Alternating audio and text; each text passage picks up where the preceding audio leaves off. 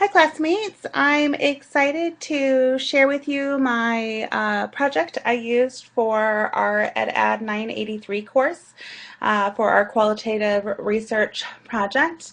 The research topic I explored was academic advisors' perceived effectiveness of working with at-risk students. This was interesting to me. I work in the field of higher education and lead a undergraduate academic advising unit within one of the colleges at the University of Nebraska-Lincoln.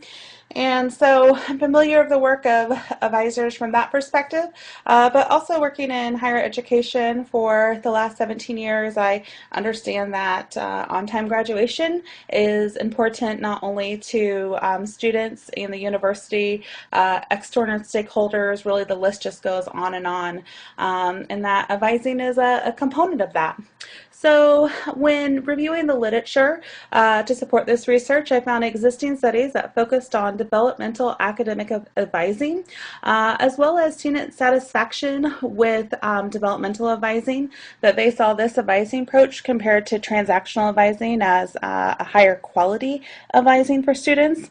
I was also able to find some literature and past studies on the skills needed for academic advisors to effectively use developmental advising, as well as developmental advising being the recommended strategy for working with at-risk students.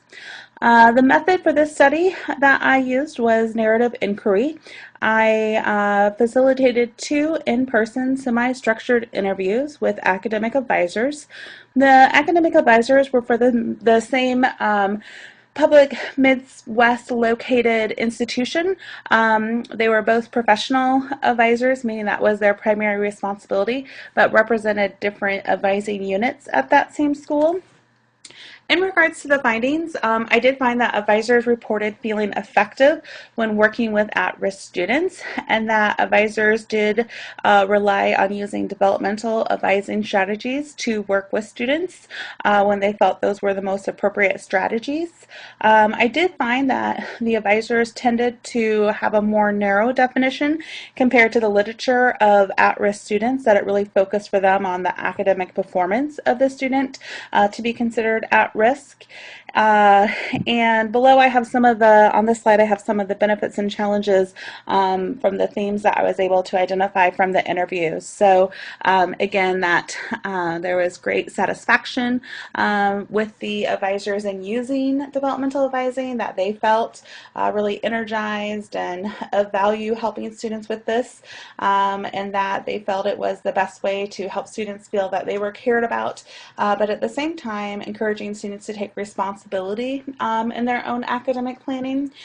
They also, through their interviews, I was able to identify some challenges in regards to how it is hard to use developmental advising with at-risk students. So some themes that came up in the challenges were fit between the advisor and the student, that it really seems like it is a time-consuming activity, in that, again, there's probably the need for skill development to become even more effective in developmental advising with at-risk students.